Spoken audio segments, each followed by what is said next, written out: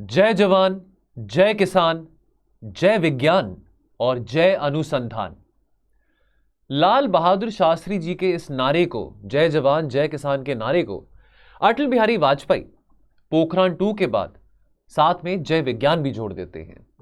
आने वाले समय में अटल बिहारी वाजपेयी जी का यह विजन था कि आने वाले समय में भारत को कई सारी समस्याओं के साथ लड़ना है और उनका हल विज्ञान में है, साइंस में है।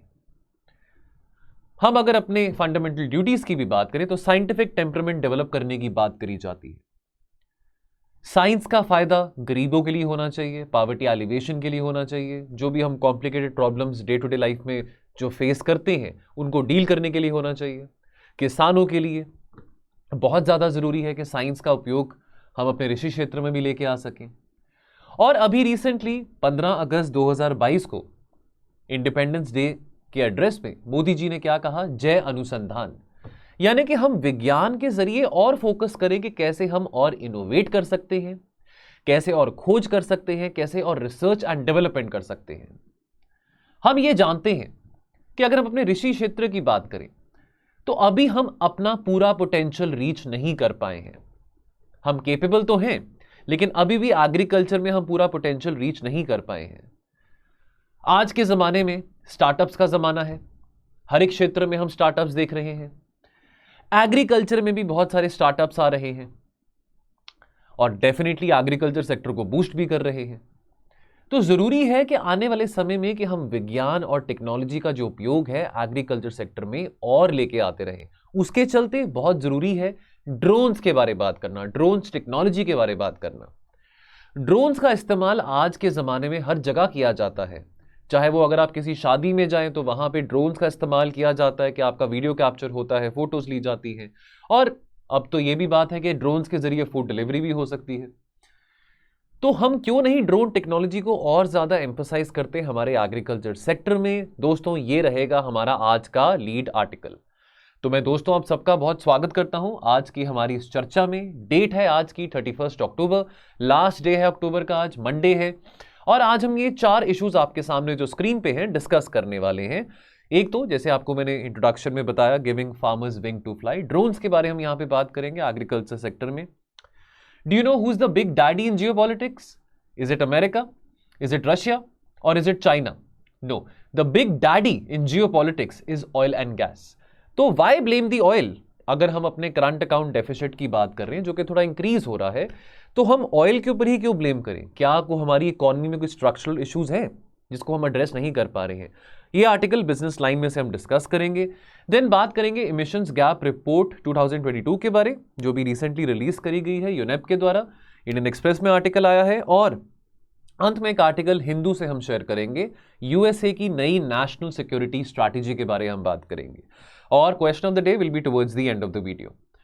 अब ड्रोन्स के बारे में हम बात करें। देखिए, वर्ल्ड इकोनॉमिक फोरम का यह कहना है कि ड्रोन्स की टेक्नोलॉजी में बहुत ज़्यादा पोटेंशियल है, बहुत सक्षम है कि वो एग्रीकल्चर को, खास करके डेवलपिंग कंट्री लाइक इंडिया के एग्रीकल्चर को रैपिडली ट्रांसफॉर्म कर सकता है। छोटी छोटी चीज़ें होती हैं जैसे एप्लीकेशन ऑफ न्यूट्रिएंट्स हो, एप्लीकेशन ऑफ फर्टिलाइजर्स हो, एप्लीकेशन ऑफ इंसेक्टिसाइड्स हो, पानी देना हो, इरिगेशन देना हो, इस सब के लिए ड्रोन्स का इस्तेमाल किया जा सकता है। और इसकी एप्लीकेशन से जो मैनुअल वर्क है वो काफी कम हो सकता है। ये जरूर है, ये करना इतना आसान नहीं है, कॉस्ट ऑफ कल्टीवेशन कहीं गुना ज्यादा होगा। लेकिन वही चैलेंज है कि इस कॉस्ट ऑफ कल्टीवेशन को कैसे हम मीट कर सकते हैं और कैसे। दोस्तों, बार बार जब हम अपने इंडियन एग्रीकल्चर सेक्टर की बात करते हैं, बार बार एक बात हमारे सामने आती है, कैसे हम प्रोडक्टिविटी को एनहांस कर सकते हैं। प्रोडक्शन हो गया, एनहांस हो गया, प्रोडक्टिविटी को एनहांस कैसे कर सकते हैं, टाइम कैसे और सेव कर सकते हैं। ये बात यहां पे सेंट्रल वर्ल्ड इकोनॉमिक फोरम के द्वारा कही गई है। हमारा एग्रीकल्चर सेक्टर लगभग $600 बिलियन का है। और अगर हम ड्रोन टेक्नोलॉजी की एप्लीकेशंस की बात करें तो पेस्टिसाइड एंड न्यूट्रिएंट एप्लीकेशन में, या वाटर स्प्रेड एरिया की हम बात करें, mapping water spread area, sampling of water, इस तरह की एप्लीकेशंस ड्रोन्स के द्वारा ऐसे इस्तेमाल करी जाती हैं। फिर बात करें मोर ड्रॉप पर क्रॉप, हम देखते हैं कि इतना ज़्यादा हम इंटेंसिवली हम इरिगेट करते हैं राइस को, उसके चलते कितना सॉइल इरोजन भी होता है, वाटर इरोजन होता है, सॉइल फर्टिलिटी डिक्लाइन करती है, पानी वेस्ट हो रहा है आफ्टर ऑल। और पानी बहुत प्रेशियस रिसोर्स है, स्कार्स रिसोर्स है। तो यहाँ पे अगर हम बात करें ड्रिप इरिगेशन की बात करें, माइक्रो इरिगेशन की बात करें, मोर ड्रॉप पर क्रॉप की जैसे हम बात करते हैं, तो ड्रोन्स का यहाँ पे काफ़ी अच्छे तरीके से इस्तेमाल किया जा सकता है। बिकॉज ड्रोन्स जो है वो डेटा कलेक्ट करने में मदद कर सकते हैं क्रॉप के बारे कि क्रॉप के जो न्यूट्रेंट एप्लीकेशन है, कितने मात्रा का जो न्यूट्रेंट है जो फर्टिलाइजर का या इंसेक्टिसाइड का, कितने मात्रा में वो एक क्रॉप को रिक्वायर्ड है, राइट। उसके अलावा क्रॉप प्रोडक्शन को बहुत फैसिलिटेट कर सकता है ड्रोन्स। अगर हम फोरकास्टिंग की बात करें, एविडेंस बेस्ड प्लानिंग की बात करें, तो ये जो इनपुट्स हैं डेफिनेटली अब हम इंटीग्रेशन करने की बात कर रहे हैं ना टेक्नोलॉजी का कृषि क्षेत्र के साथ। तो अगर एक फार्मर को ये सब चीज़ें एज एन इनपुट बहुत पहले दी जा सकती हैं कि कैसे वो अपने क्रॉप की प्रोडक्शन को प्लान कर सकता है, कैसे वो हार्वेस्टिंग को प्लान कर सकता है, तो उसके लिए बहुत बेहतर बात रहेगी, राइट।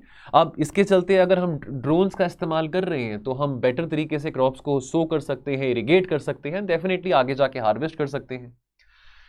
तो अगेन यहां पे मैं फिर ये बात दोहराऊंगा, with drones government initiatives like पर ड्रॉप मोर क्रॉप, यानी कि ज्यादा पानी वेस्ट ना करना पड़े, लेकिन एट द सेम टाइम कम में ज्यादा क्रॉप्स को इरिगेशन मिल सके, कम पानी में ज्यादा क्रॉप्स को इरिगेशन मिल सके। इससे वाटर यूज एफिशिएंसी इन इरिगेशन भी एनहांस होगा। और यहां अब इस पर्टिकुलर अगर हम ड्रिप इरिगेशन की बात करें ना, माइक्रो इरिगेशन की, तो हम इजराइल के साथ काफी यहां पे पैक्ट साइन कर सकते हैं। इजराइल देखिए वैसे रेगिस्तान है इजराइल में, है ना, लेकिन Israel is leading in terms of these technologies like drip irrigation, micro irrigation, so lot to have learn from Israel.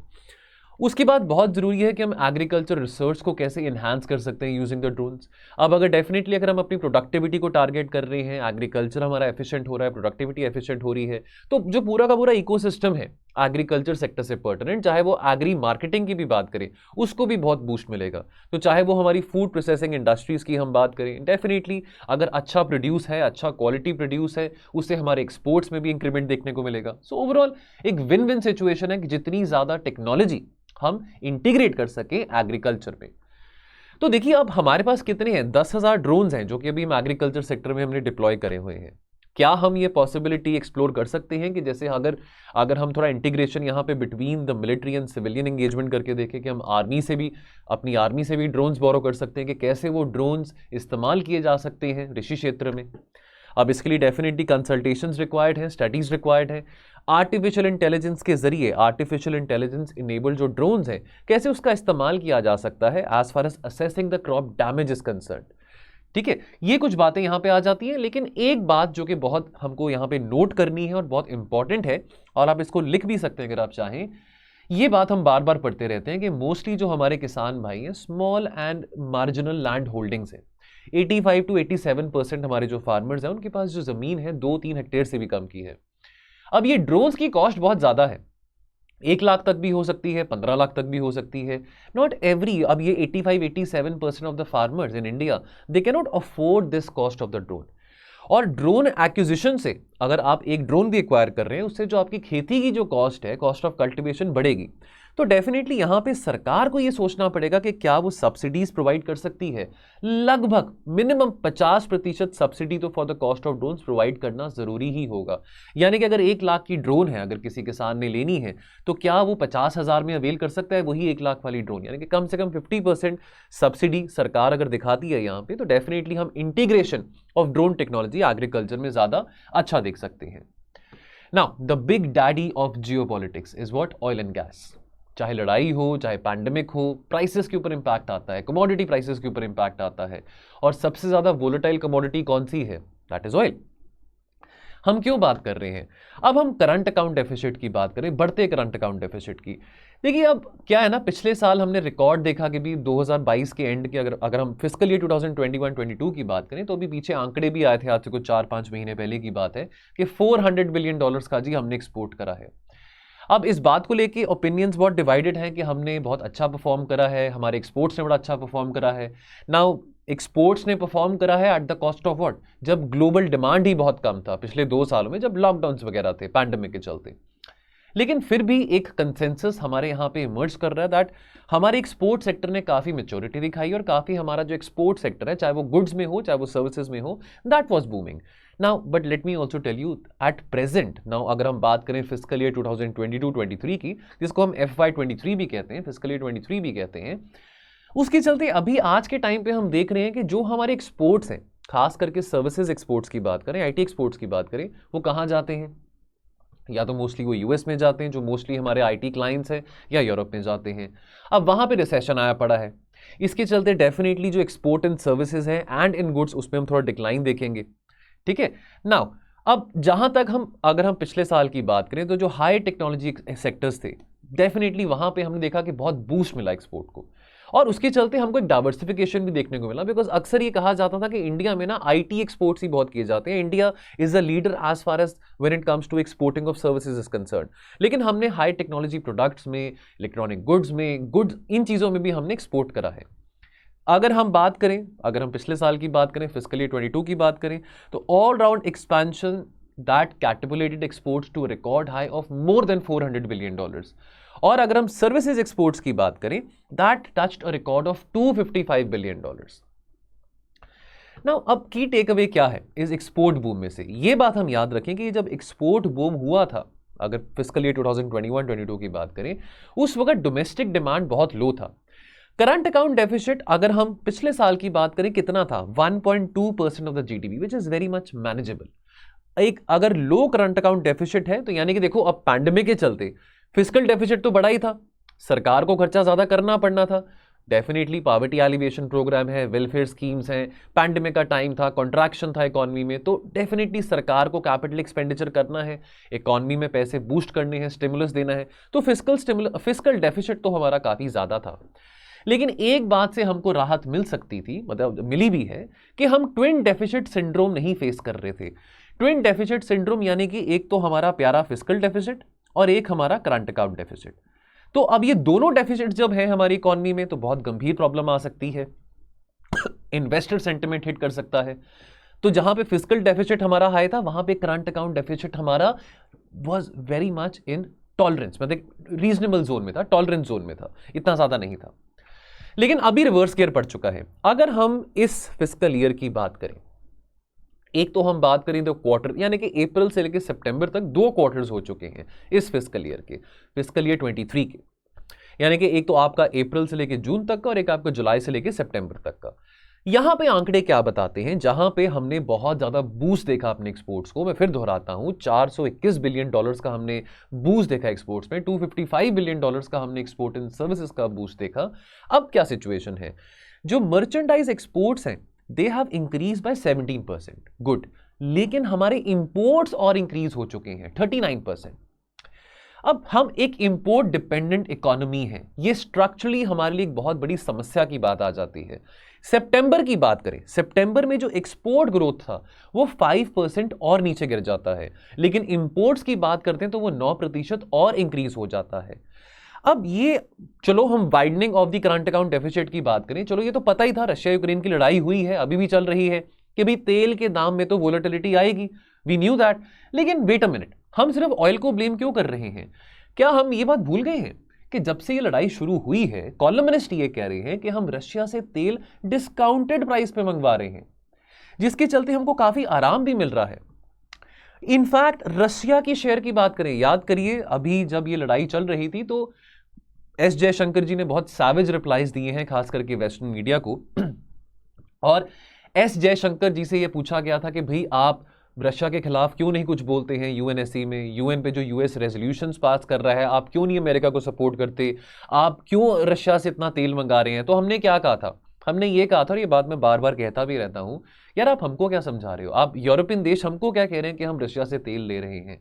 हमको तेल चाहिए, हम एक इंपोर्ट डिपेंडेंट इकोनॉमी है, तो अगर आज हमको रशिया डिस्काउंट पे तेल दे रहा है तो हम क्यों नहीं लेंगे? अगर हमारे 4 पैसे बचते तो हम क्यों नहीं लेंगे? और ये बात आप हमको कह रहे हो, इतना तेल तो हम एक महीने में रशिया से लेते, जितना तेल आप रशिया से दोपहर को 12 बजे तक ले लेते हैं।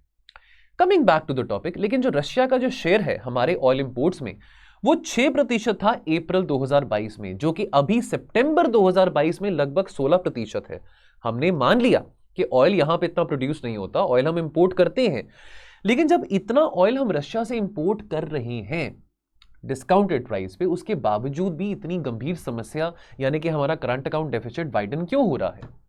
तो यहां पे चलो अब ये बात भी मान लेते हैं कि ओपेक ने अभी प्रोडक्शन कट अनाउंस किया था। ओपेक ने ये कहा था कि 2 मिलियन जो बैरल्स ऑफ ऑयल है पर डे, वो प्रोडक्शन में कट कर रहा हूं। ओपेक ने ये कहा था, ओपेक का ये फैसला था, जो ऑयल प्रोड्यूसिंग एक्सपोर्टिंग कंट्रीज उनका ये फैसला था। चलो वो भी हो गया। अब डेफिनेटली अगर ऑयल प्रोडक्शन आप कट कर रहे हैं लेकिन डिमांड में कट नहीं आया, डिमांड तो बढ़ी रही है ग्लोबली लेकिन प्रोडक्शन में कट आ रहा है, तो सिंपल जो इकोनॉमिक्स का प्रिंसिपल 101 होता है कि भैया जब सप्लाई कम है डिमांड ज्यादा है तो वो उस पर्टिकुलर कमोडिटी के प्राइसेस बढ़ेंगे। बट डिस्पाइट द फैक्ट हम फिर भी रशिया से जब डिस्काउंटेड प्राइस पे ऑयल ले रहे हैं, then why are we only blaming oil कि भी हमारा करंट अकाउंट डेफिसिट वाइडन हो रहा है। हम इंपोर्ट डिपेंडेंट हैं और ये तो आज से नहीं है, इसको कितने टाइम, अब हम शुरू से इंपोर्ट डिपेंडेंट रहे हैं। करंट अकाउंट सरप्लस तो हमने बहुत कम देखा है, खास करके पोस्ट इंडिपेंडेंस। अब अगर हम बात करें जिन दो प्रोडक्ट्स में हम बहुत ज़्यादा जाने माने हैं, पेट्रोलियम प्रोडक्ट्स की बात करें और हम जेमस्टोन्स की बात करें, ज्वेलरी की बात करें, जो फिनिश जेमस्टोन्स हैं, जो ज्वेलरी है। अब petroleum products, refined petroleum products हम एक्सपोर्ट करते हैं, जेम्स एंड ज्वेलरी हम एक्सपोर्ट करते हैं, मिडिल ईस्ट को बहुत एक्सपोर्ट करते हैं। लेकिन अब डेफिनेटली जो क्रूड ऑयल है वो तो हम नहीं प्रोड्यूस करते हैं, वो तो हम इंपोर्ट ही करते हैं, ठीक है। तो कहीं ना कहीं जो रॉ मटेरियल्स है, हमारी डिपेंडेंसी जो रॉ मटेरियल्स के ऊपर काफी ज्यादा रही है कि रॉ मटेरियल्स अगर हम क्रूड को इंपोर्ट कर रहे हैं या ज्वेलरी को इंपोर्ट कर रहे हैं, बाद में उसका फिनिश प्रोडक्ट या रिफाइंड पेट्रोलियम प्रोडक्ट्स हम एक्सपोर्ट कर रहे हैं, but a lot of money is being wasted on the raw materials जो कि हम इंपोर्ट कर रहे हैं। एक बात हम यहां पे ध्यान से समझें, जो हमारा लिबरलाइजेशन, प्राइवेटाइजेशन, ग्लोबलाइजेशन हुआ था 90s की हम बात करें, उससे क्या था? उससे मौका था कि भी हम ग्लोबल इंटरकनेक्टिविटी को बढ़ा सकते हैं, integration with the other economies को बढ़ा सकते हैं, चाहे वो ईस्ट एशियन इकोनॉमीज हो, चाहे वो वेस्ट एशियन इकोनॉमीज हो, चाहे वो यूरोपियन देश हो, चाहे वो अमेरिका हो। यानी कि लिबरलाइजेशन, प्राइवेटाइजेशन के चलते हम ट्रेड को बढ़ावा दे सकते हैं। तो ये बात भी तो हम देखें ना, अगर हम इतना ट्रेड बढ़ा रहे हैं सब देशों के साथ, हम अगर अपनी मार्केट एक्सेसिबिलिटी नहीं बढ़ा रहे हैं उन देशों के लिए, तो फिर लिबरलाइजेशन, प्राइवेटाइजेशन किस बात का? फिर हम क्या सीख पाए हैं पिछले 30 सालों में? डिस्पाइट द फैक्ट कि हमने एलपीजी का एरा देखा है 30 सालों में और उसका बहुत बेनिफिट भी हमने देखा है, लेकिन हमारे एक्सपोर्ट्स इतने कॉम्पिटिटिव अभी भी नहीं है। And let me also tell you, अगर हम साउथ ईस्ट एशियन इकोनॉमीज की बात करें, इवन बांग्लादेश की भी बात करें, they have much more competitive export sector. Now एक रेड लाइन की बात करें, एक लक्ष्मण रेखा की बात करें, तो आरबीआई का कहना है कि भैया 3% से ज्यादा of the GDP current account deficit नहीं होना चाहिए, वो टॉलरेंस रेंज के बाहर चले जाता है। लेकिन April to June quarter of this fiscal, यानी कि quarter 1 of fiscal year 2023 means the fiscal year 2022-23, जो पहला क्वार्टर था, जो करंट अकाउंट डेफिसिट था, दैट वाइडन टू 2.8%। और अगर हम बात करें जनवरी टू मार्च ऑफ 2022, यानी कि जो लास्ट क्वार्टर था फिस्कल ईयर 2022 का, उसमें जो करंट अकाउंट डेफिसिट था वो within the comfort zone था, that was 1.5% of the GDP. Now इतना ज्यादा इंक्रीमेंट क्यों हुआ? Now one factor is obviously कि भाई मार्च से लेके अब जून एंड के बीच में रशिया यूक्रेन की लड़ाई आ गई थी और उसके चलते ऑयल प्राइसेस में बहुत, जो ऑब्वियसली कमोडिटी प्राइसेस में बहुत वोलेटिलिटी रहती है, तो ऑयल प्राइसेस में हम बहुत इंक्रीमेंट देख रहे थे, fine. But despite the fact, इस आर्टिकल में आर्गुमेंट दिया गया है कि ऑयल तो हम रशिया से डिस्काउंटेड प्राइस पे भी ले रहे हैं, तो why only blame the oil? क्या एफडीआई एक रेमेडी है? चलो एक और आर्गुमेंट आ जाता है कि आपका करंट अकाउंट डेफिसिट जितना मर्जी वाइड हो। अब डेफिनेटली करंट अकाउंट डेफिसिट अगर वाइड है तो वो फाइनेंस भी हो सकता है। अब वो फाइनेंस करने के लिए ये तो अच्छी बात नहीं होगी कि अगर हम नोट और छापने शुरू कर दें, वो तो बात अच्छी नहीं होगी। चलो लास्ट क्राइसिस में तो क्या होता है, अगर बिल्कुल वर्स्ट के सिनेरियो में भी हमारे पास पैसे नहीं है, बहुत heavy balance of payment crisis हो रहा है, इतनी सारी प्रॉब्लम्स हैं, तो हम और नोट छापने शुरू कर देंगे। लेकिन और नोट छापने से महंगाई बढ़ेगी और ये हमारी मैक्रो इकोनॉमिक स्टेबिलिटी के लिए भी अच्छी बात नहीं है। लेकिन अगर हम बहुत एफडीआई अट्रैक्ट करते हैं, हमारे यहाँ पे बहुत इन्वेस्टमेंट हो रहा है, तो हमको फिर इस बात की परवाह नहीं होगी कि हमारा कितना ज्यादा वाइडन करंट अकाउंट डेफिसिट है। लेकिन यहाँ पे इस आर्टिकल में एक सवाल उठा रहे हैं कॉलमनिस्ट कि क्या फॉरेन डायरेक्ट इन्वेस्टमेंट के ऊपर, जो कि हमारा कैपिटल अकाउंट एक बहुत इंपॉर्टेंट कंपोनेंट होता है, तो जैसे करंट अकाउंट डेफिसिट की बात करें, करंट अकाउंट में आपका बैलेंस ऑफ ट्रेड आ जाता है, export and import of goods, export and import of services, उसी तरह से कैपिटल अकाउंट में आपका एफडीआई आ जाता है, आपका एफआईआई आ जाता है। तो फिर अगेन बात यहां पे कॉलमनिस्ट कह रहे हैं कि क्या एफडीआई एक क्योर है वाइडनिंग करंट अकाउंट डेफिसिट के लिए? आंकड़े क्या बताते हैं? आंकड़े ये बताते हैं कि जहां पे फिस्कल ईयर 2022 में, यानी कि 2021-22 वाला जो ईयर था, उसमें जो एफडीआई इनफ्लोस थे, that was around about $85 billion. Now अब इस बात को काफी प्रेज भी करा गया है कि पैंडेमिक ईयर्स में इंडिया में रिकॉर्ड एफडीआई आया था। लेकिन जहां पे इतना इन्फ्लो हुआ है, वहां पे जो प्रॉफिट रिपैट्रिएशन ऑफ एफडीआई है वो कितना था, या डिसइन्वेस्टमेंट की बात करें, वो लगभग $29 बिलियन था। This leaves us with what? This leaves us with net inflows of around about $56 billion. RBI ये भी कहती है कि देखिए अब फर्म्स हैं, अब यहाँ पे फर्म्स आके अपने ऑफिसेज बना रहे हैं, यहाँ पे अपनी एंटिटीज बना रहे हैं, जो भी प्रॉफिट वो यहाँ से कमाते हैं, जो मल्टीनेशनल कंपनीज हैं, ठीक है वो पैसा यहाँ पे इन्वेस्ट कर रहे हैं, एम्प्लॉयमेंट दे रहे हैं, कैपिटल लेके आ रहे हैं, but at the end of the day ये तो उनकी अपनी मर्जी है कि जो एमएनसीज यहाँ पे अपने ऑफिसेज खोल रहे हैं, अगर उनको यहाँ पे कोई प्रॉफिट्स मिलते हैं तो वो अपने पेरेंट कंपनी के पास भी प्रॉफिट्स ट्रांसफर कर सकते हैं जिस कंट्री से वो आए हैं। अब ये सब कुछ करने के बाद जो हमारे पास नेट इन्फ्लोज बच जाते हैं of the so called foreign direct invest, वो कितने हैं? इस साल के आंकड़े में 2021-22 में ये बात करी गई है कि हमारे पास जो नेट इन्फ्लोज बचते हैं that is only around $10 billion. तो $10 billion is certainly not enough to finance our current account deficit. Now next article, यहां पे इमिशंस गैप रिपोर्ट की बात की जा रही है। Now you might be remembering Friday को एक आर्टिकल मैंने शेयर किया था आपके साथ, छोटा सा आर्टिकल था जहां पे यूनेप की रिपोर्ट आई थी, और यूनेप की रिपोर्ट में ये बात मेंशन थी that the targets, the nationally determined contributions by so many countries, जो उन्होंने अपनी contributions दी हैं, जैसे हमने अपने टारगेट सेट करे हैं towards 2030, जो 5 अमृत गोल्स की हम बात करें, उसके चलते by 2030 by the end of 2030 certainly there will be an increase in the greenhouse gas emissions. Definitely greenhouse gas mitigation completely तो नहीं होने वाला by the end of 2030, लेकिन पिछले साल यूनेप ने यह कहा था कि by the end of 2030 there will be a 14% increase in the greenhouse gas emission in the atmosphere. Now UNEP ने ये जो फिगर था रिवाइज करके इस साल ये बात बोली है that because of the contributions, because of the ambitious targets announced by all the countries last year at COP26, उसके चलते जो increase in the greenhouse gas emission होगा by 2030 that will not be 14% but that will be somewhere around 10%। तो चलो ये एक राहत की बात है, लेकिन यूनेप ने ये बोला कि भाई इंक्रीज तो होगा, यानी कि आपके वातावरण में ग्रीन हाउस गैसेस की जो मात्रा है, उसकी जो कॉन्सेंट्रेशन है वो इंक्रीज तो होगी। और यूनेप ने ये भी बोला कि भाई आप जितनी मर्जी कोशिश करो, by the end of this century, by 2100, हम पता नहीं जिंदा हो या ना हो, लेकिन जो ग्लोबल एवरेज टेम्परेचर है, जो कि पेरिस में सभी देशों ने शपथ ली थी कि ग्लोबल एवरेज टेम्परेचर को हम 1.5 डिग्री सेल्सियस से ज्यादा इंक्रीज नहीं करने देंगे, जो ग्लोबल एवरेज टेम्परेचर है वो 2.8 डिग्री सेल्सियस से ज्यादा इंक्रीज करेगा, जितना भी आप टारगेट्स अभी सेट कर लो।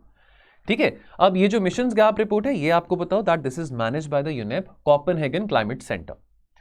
नाउ लेट्स रिकॉल, जैसे आपको मैंने भी शुरुआत में बताया कि 2015 में COP21 में पेरिस एग्रीमेंट में वहां पे इतने सारे देशों ने 196 कंट्रीज ने शपथ उठाई थी कि हम पूरी कोशिश करेंगे कि ग्लोबल वार्मिंग के चलते ग्लोबल वार्मिंग को एट अ वॉर फुटिंग हम लड़ें, क्लाइमेट चेंज को एट अ वॉर फुटिंग हम लड़ें, और कोशिश करेंगे कि ग्लोबल एवरेज जो हमारा तापमान है वो well below 1.5 degree Celsius rise करे, उससे ज्यादा नहीं। नाउ अब वो आपको मैंने शुरुआत में जैसे बात बताई है। नाउ अब ये जो 2022 की रिपोर्ट आई है, जो कंसर्न्स इस रिपोर्ट में रेस करे गए हैं, इस रिपोर्ट में ये बात कही गई है दैट देखो अब ये तो होगा 2.8 डिग्री सेल्सियस से ज्यादा आपका ग्लोबल एवरेज टेम्परेचर इंक्रीज होगा। थोड़ी अभी यहां पे कमी ये बताई गई है कि जो सो कॉल्ड आपके जो नेशनली डिटर्मिन्ड कॉन्ट्रीब्यूशन, जिसको हम NDCs भी कहते हैं, या जो आपके प्लेजेस हैं, जो आपकी शपथ है, हर एक देश की डिफरेंट है, हमारे अपने टारगेट्स हैं, चाइना के अपने टारगेट्स हैं, वो टारगेट थोड़े कम पड़ रहे हैं, कहीं ना कहीं इन सब देशों का रिजॉल्व थोड़ा वीक पड़ रहा है। यूनेप ये कहता है कि ये सारी कोशिशों के बाद भी आप नहीं सक्सेसफुल हो पाएंगे, जहां पे ग्लोबल एवरेज टेम्परेचर को कंटेन करने की बात है वो आप नहीं सक्सेसफुल हो पाएंगे। और यूनेप ये कहता है कि बाय द एंड ऑफ 2030 आपको जो आपकी ग्रीन हाउस गैस इमिशंस है टारगेट करना पड़ेगा कि वो 45% तक उसको आप कट डाउन कर सके। जब हम ग्रीन हाउस गैसेस की बात करते हैं, हमारे माइंड में ना सिर्फ कार्बन डाइऑक्साइड अक्सर आता है, और भी ग्रीन हाउस गैसेस हैं, है ना, मीथेन भी है, नाइट्रस ऑक्साइड भी है। हम बहुत कम फोकस करते हैं फूड सिस्टम्स के ऊपर। लाइफ स्टॉक फार्मिंग की बात करें, लाइफ स्टॉक रेयरिंग की बात करें, पैडी कल्टिवेशन हो, अक्सर हम ये बात कहते रहते हैं कि एग्रीकल्चर भी एक सिग्निफिकेंट कॉन्ट्रीब्यूटर है towards the increasing green house gas emission. तो हमारा इस फूड सेक्टर पे इतना फोकस नहीं जाता है। ठीक है, अब यहां पे जहां पे फूड सेक्टर की बात हो रही है, लाइफ स्टॉक की बात हो रही है, तो न्यूजीलैंड की हम बात करें। देखिए न्यूजीलैंड एक दुनिया का लार्जेस्ट एंड लीडिंग एक्सपोर्टर है डेयरी एंड मीट प्रोडक्ट्स का। अब एग्रीकल्चर प्रोडक्शन प्रोसेस के चलते, life stock rearing, life stock farming के चलते, डेयरी प्रोसेसिंग है, मीट प्रोडक्ट्स है, इसके चलते भी significant amount of green house gases emissions होता है। प्राइमरीली दो गैसेस की यहां पे बात करी गई है जब हम लाइफ स्टॉक फार्मिंग की बात करते हैं, एक तो मीथेन और एक नाइट्रस ऑक्साइड। न्यूजीलैंड ने यह बोला है कि इससे हम लड़ने के लिए तैयार हैं एंड बाय 2050 हमको एक एफिशिएंट यहां पे प्राइसिंग मैकेनिज्म को इंट्रोड्यूस करेंगे जो कि एमिशन रिडक्शन पे, खास करके जो कि मीथेन और नाइट्रस ऑक्साइड की एमिशन रिडक्शन पे फोकस किया जा सकता है। ना अब अगर हम नाइट्रस ऑक्साइड की बात करें या मीथेन की बात करें, इनमें भी क्षमता है, इनफैक्ट इनका जो ग्लोबल वार्मिंग पोटेंशियल है वो कार्बन डाइऑक्साइड से भी 80 गुना ज्यादा है। इनफैक्ट इतने ज्यादा लंबे समय के लिए ये वातावरण में नहीं रहते हैं, 20 साल के लिए नाइट्रस ऑक्साइड या मीथेन कंसंट्रेटेड रहता है एटमॉस्फेयर में, which is much less than the carbon dioxide. लेकिन जो इसका ग्लोबल वार्मिंग पोटेंशियल है वो कार्बन डाइऑक्साइड से भी 80 गुना ज्यादा है। अब जहां पे ग्लोबल वार्मिंग की बात आती है, बेसिक प्रिंसिपल है, यानी कि जो इनकमिंग सोलर रेडिएशन है, जितनी वातावरण में नाइट्रस ऑक्साइड की, मीथेन की, कार्बन डाइऑक्साइड की मात्रा ज्यादा होगी, उतना ही वो इनकमिंग सोलर रेडिएशन को ट्रैप करेंगे, उतना ही जो आपका जो अर्थ है वो और जल्दी हीट होगा और हीट एस्केप नहीं कर पाएगी, देर बाय जो ग्लोबल वार्मिंग है वो और इंक्रीज होती रहेगी। ठीक है, अब यहां पे जैसे पढ़िए, over a 20 year period over a 20 year period हम मीथेन की बात करें, नाइट्रस ऑक्साइड की बात करें, इसका 80 टाइम्स ज्यादा ग्लोबल वार्मिंग पोटेंशियल है as compare to carbon dioxide. ठीक है, ये ज्यादा एनर्जी ऑब्जॉर्ब करता है as compare to carbon dioxide. Carbon dioxide वातावरण में ज्यादा समय के लिए रहता है, वो बात मान ली, लेकिन ग्लोबल वार्मिंग पोटेंशियल इन दोनों का कहीं गुना ज्यादा है। तो अब यहां पे आती है बात काउ बेल्चिंग के बारे। तो देखिए, काउ बेल्चिंग एक बहुत बड़ा कारण माना जाता है कि जो मीथेन इमिशंस है वातावरण में बढ़ रही हैं। लेमैन टर्म में समझे, काउ बेल्चिंग यानी कि जो खाना खाया एनिमल ने, है ना, जो एनिमल ने, कैटल ने खाना जो भी खाया, व्हाटएवर जो खाना खाया, वो अच्छी तरह से डाइजेस्ट नहीं हुआ। अब हम कई बार खाना खाते हैं, हमारे पेट में गैस हो जाती है, एसिडिटी हो जाती है, लेकिन जब बेल्चिंग की बात करें, बर्पिंग की बात करें, यानी कि जो जानवर है वो ये जो गैस है अपने माउथ के जरिए रिलीज कर रहा है। और जब बर्प की बात करें, बेल्चिंग की बात करें, burping and belching is one of the same thing, इसके जरिए जब माउथ से ये जब गैस रिलीज हो रही है, बिकॉज पेट में काफी गैस पैदा हो रही है, तो जो ये जो गैस रिलीज माउथ के जरिए हो रही है, ये वातावरण में मीथेन का जो कॉन्सेंट्रेशन है वो और बढ़ा देता है। ठीक है ना, अब यहां पे एंट्रिक फर्मेंटेशन की बात करें तो एंट्रिक फर्मेंटेशन क्या है? एक डाइजेस्टिव प्रोसेस है जहां पे जो कॉम्प्लेक्स शुगर्स हैं उसको कन्वर्ट किया जाता है सिंपलर मॉलिक्यूल्स में ताकि वो अब्सॉर्ब हो सकें जानवर की ब्लड स्ट्रीम में। ठीक है, so breaking down of food into simpler substances that happens in humans also. और whenever a farm animal digest food तो मीथेन रिलीज होती है एटमॉस्फेयर में। तो देयरफॉर यहां पे बात ये करी गई है, अगर हम टुवर्ड्स द एंड कंक्लूजन निकालें, IPCC inter governmental panel of climate change का यह कहना है कि 25% of today's global warming is because of methane. तो यहां पे इस आर्टिकल में एक डायमेंशन डिस्कस किया गया है लाइफ स्टॉक फार्मिंग का। डेफिनेटली पैडी कल्टीवेशन भी बहुत एक ज्यादा एक सिग्निफिकेंट फैक्टर बनता है मीथेन की इमिशंस की, अगर हम एग्रीमेंट की बात करें।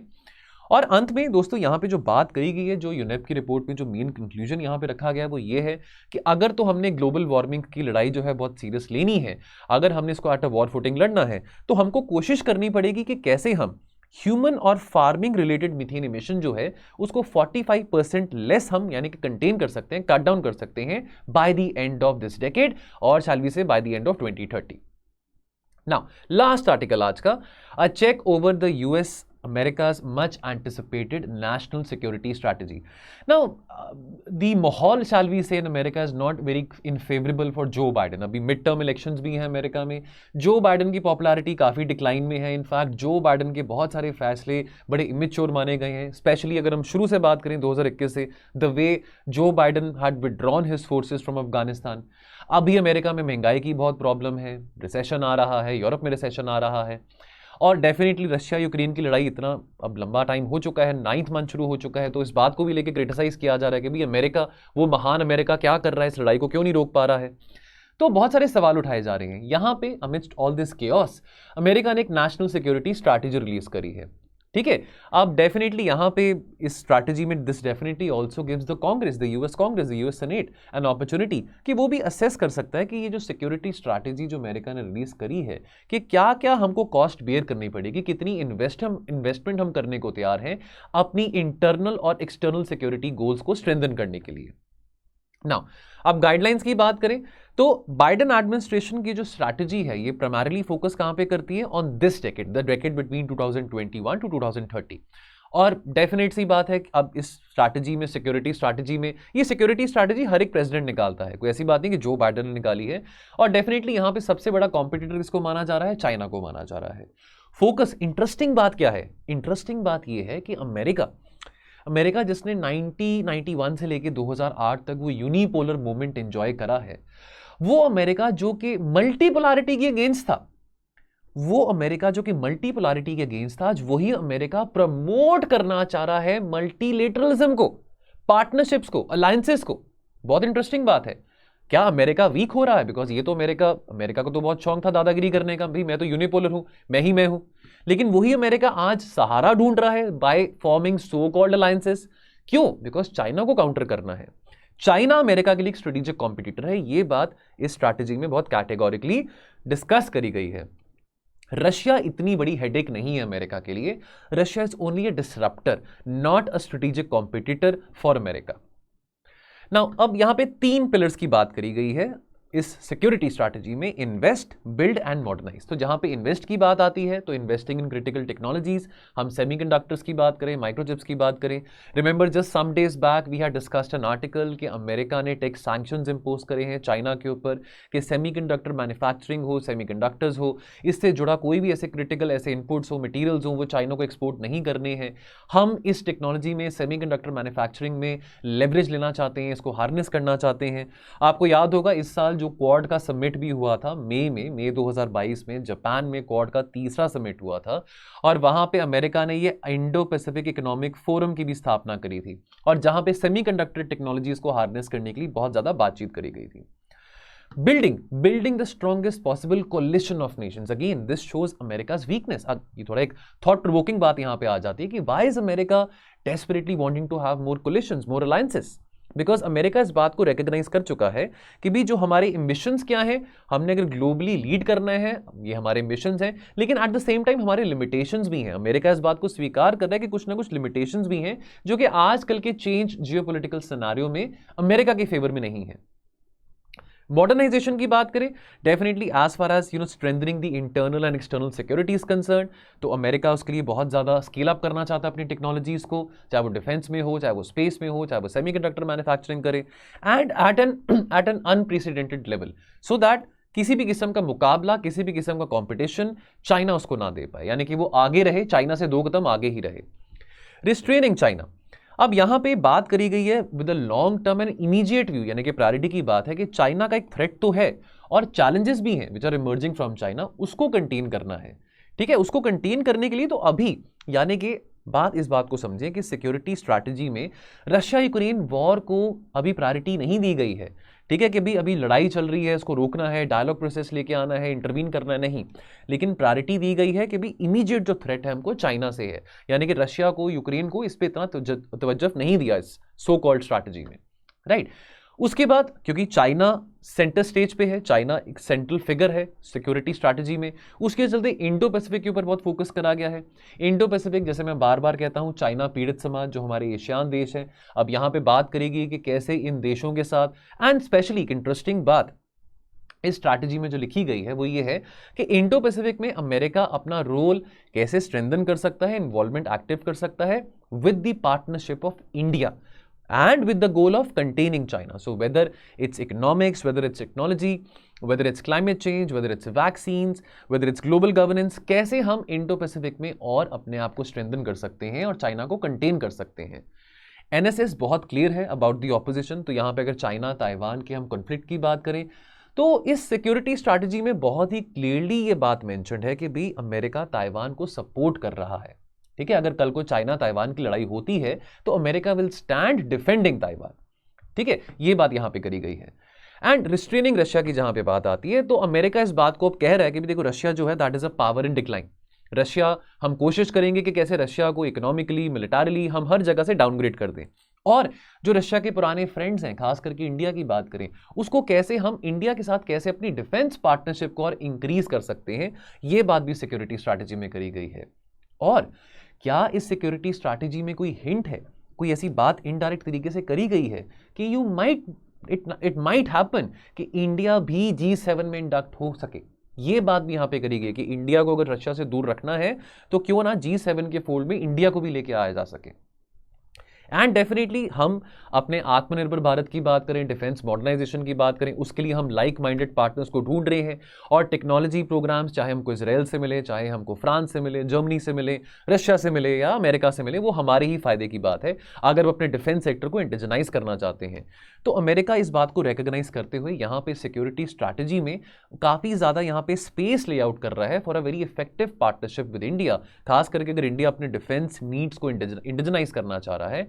And definitely America look forward कर रहा है इंडिया के साथ एक बहुत ही पॉजिटिव पार्टनरशिप के लिए, specially in the Indo Pacific. तो इंडो पैसिफिक में जो ऑलरेडी इनिशिएटिव्स हैं, क्वाड है, ऑकस है, इनको साथ के साथ टैंडम में स्ट्रेंथन करना बहुत ज़्यादा ज़रूरी है। इंडिया अमेरिका की फ्रेंडशिप, अब अमेरिका कहता बहुत कुछ है, लेकिन लेट्स सी कि अमेरिका कितना वॉक द टॉक वाली बात जो आती है। But definitely America is recognising a very central role in Indo Pacific for India. But अगर ये बात है तो ये क्रिटिसिज्म में भी बात पिछले साल करी गई थी कि ऑकस में फिर ऑस्ट्रेलिया को ही क्यों आपने न्यूक्लियर सबमरीन बनाने की टेक्नोलॉजी दी है, आप इंडिया को वो टेक्नोलॉजी कब दोगे? ये बात भी सोचने वाली आती है। चलिए, क्वेश्चन ऑफ द डे बहुत इजी क्वेश्चन है। How can drone technology help in enhancing the productivity of Indian agriculture? 150 words में आपने आंसर लिखना है और ये आंसर आपने पोस्ट कहाँ करना है? हमारा टेलीग्राम ग्रुप है editorials with means answer writing. यदि आप इस ग्रुप में आना चाहते हैं, हिस्सा बनना चाहते हैं और आप यहाँ पे पेयर टू पेयर रिव्यू करना चाहते हैं, देखना चाहते हैं कि लोग कैसे आंसर्स लिख रहे हैं, आपके आंसर्स कैसे हैं, तो आपको आइडिया लग सकता है। तो आप अभी वीडियो देख रहे हैं, डिस्क्रिप्शन बॉक्स में देखिए, वहाँ पे आपको ये लिंक दिखाई देगा, इसको आप क्लिक करेंगे तो आपको हमारे चैनल के टूवर्ड्स रीडायरेक्ट किया जाएगा। और नहीं तो आप हमारे इस नंबर पे 6280133177 इस नंबर पे आप अपनी टेलीग्राम के ऐप से एक मैसेज ड्रॉप कर सकते हैं रिक्वेस्टिंग अस कि आपको इस ग्रुप में ऐड किया जाए, तो वो भी हमारी टीम के द्वारा आपको ऐड किया जाएगा।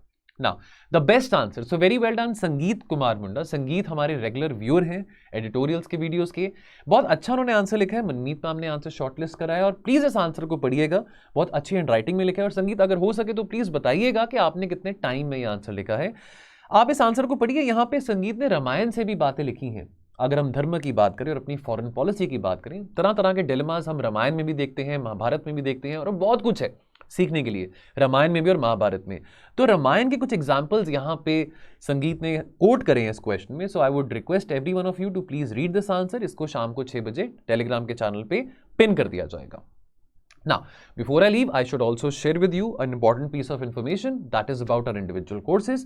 Now, you might be doing self-study. आप अपना घर पे बैठ के सेल्फ स्टडी कर रहे होंगे, कोई कोचिंग नहीं ले रहे होंगे, आप यूट्यूब पे वीडियोस देख रहे होंगे, लेकिन यदि आपको लगता है कि कोई आपका सब्जेक्ट वीक है, एक सब्जेक्ट हो, 2 हो या 3 हो, और आपको उसके लिए गाइडेंस चाहिए, कोचिंग चाहिए, not only guidance and coaching but complete coverage चाहिए उस सब्जेक्ट के regarding. Now that subject might be geography, that subject might be history, that subject might be environment or anything, economics, और आपको subject से pertinent complete coverage चाहिए, topic wise current affairs भी चाहिए, chapter wise quizzes चाहिए, ठीक है, NCERT के फंडामेंटल्स आपने उसमें रिवाइज करने हैं, और साथ के साथ उस सब्जेक्ट से पर्टिनेंट आपको मेंस आंसर राइटिंग में भी हेल्प चाहिए, तो वो भी आपको प्रोवाइड की जाएगी। सो दोस्तों यहाँ पे ना वैसे जो कोड है 33% का वो अभी भी वैलिड है। सो स्लीपी दिवाली नहीं है, अर्ली बर्ड करके कोड है। यहाँ पे ये जो क्रिएटिव है यहाँ पे डेट गलत मेंशन करेगी, 25 अक्टूबर तो हफ्ते पहले निकल चुका है, दिवाली भी जा चुकी है, लेकिन नेवरदलेस इसके बारे और इन्फॉर्मेशन लेने के लिए आप हमारे इस टोल फ्री नंबर पे कॉल कर सकते हैं और आपकी पूरी सहायता की जाएगी। तो मैं आपसे विदा लेता हूं और आपको मिलूंगा मैं कल और चर्चा के साथ और एनालिसिस के साथ। आप अपना ख्याल रखें और पढ़ते रहें। Thank you. जय हिंद।